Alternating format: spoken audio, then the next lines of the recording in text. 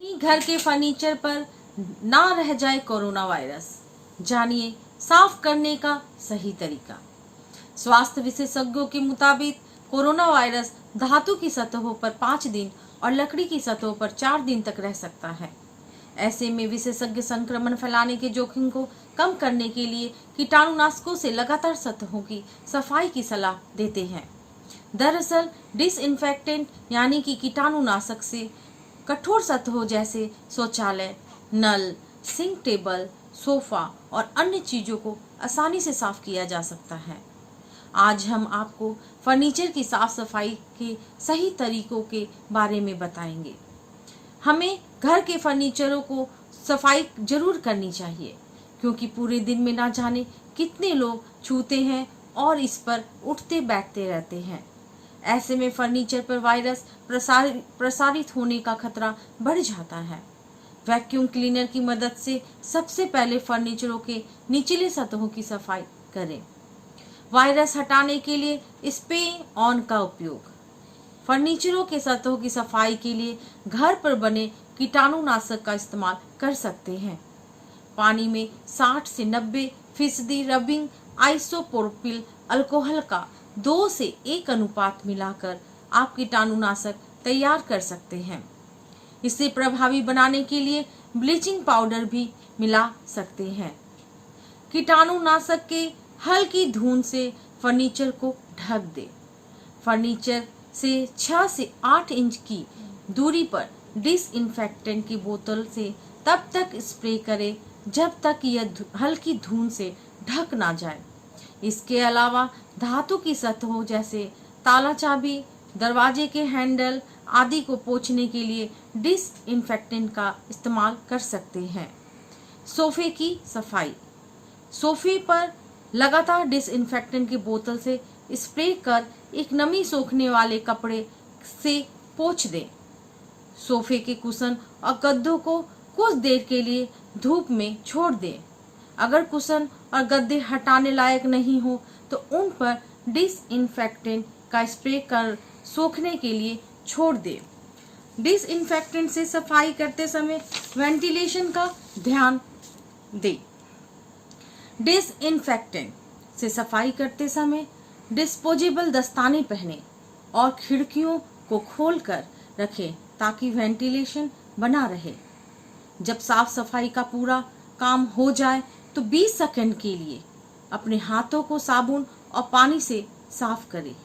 मैं ललिता कुमारी, धन्यवाद।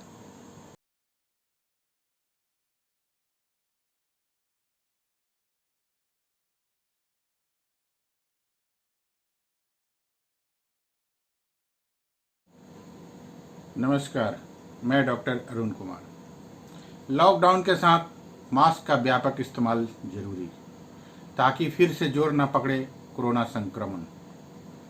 Corona virus का बढ़ता संक्रमण पूरी दुनिया के लिए चिंता का सबब बनता जा रहा है। दुनिया भर के कई देशों में चरणशः लॉकडाउन लगाने के कारण इस पर नियंत्रण करने की कोशिश हुई। अब धीरे धीरे लॉकडाउन में ढील दी जा रही है और भारत में तो अनलॉक जारी है। कई चरणों में लगाए गए लॉकडाउन के बावजूद भी कई अन्य कारणों से कोरोना संक्रमण के मामले बढ़ते जा रहे हैं। स्वास्थ्य विशेषज्ञों का तो यहाँ तक कहना है कि अभी भारत में कोरोना की लहर आनी बाकी है। ऐसे में सुरक्षा के तमाम एहतियात बरतने की जरूरत है।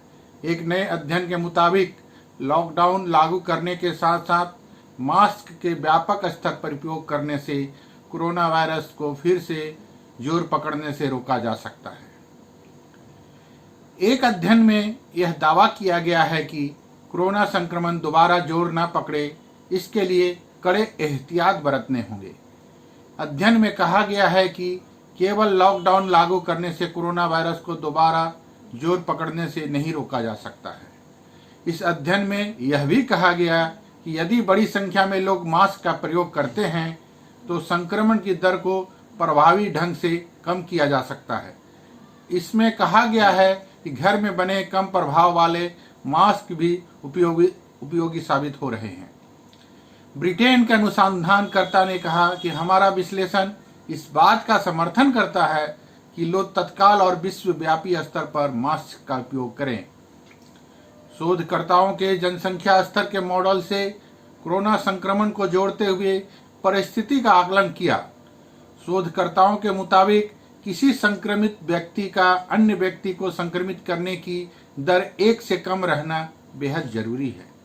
कहने का मतलब यह है कि एक संक्रमित व्यक्ति एक से ज्यादा लोगों में संक्रमण ना फैलाए तो स्थिति नियंत्रण में लाई जा सकती है। अध्ययन में पाया गया है कि लक्षण दिखने के बाद मास्क का प्रयोग करने की बजाय बिना लक्षण दिखे यानी कि सार्वजनिक स्तर पर मास्क का प्रयोग किया जाने लगे तो संक्रमण दर को 50% तक कम किया जा सकता है। इससे आने वाले दिनों में संभावित लोगों की दूसरी लहर को रोका जा सकता है।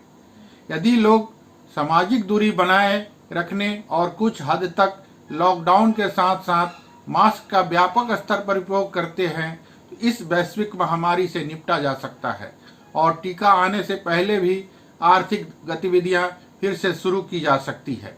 धन्यवाद। आपका अपना डॉक्टर अरुण कुमार।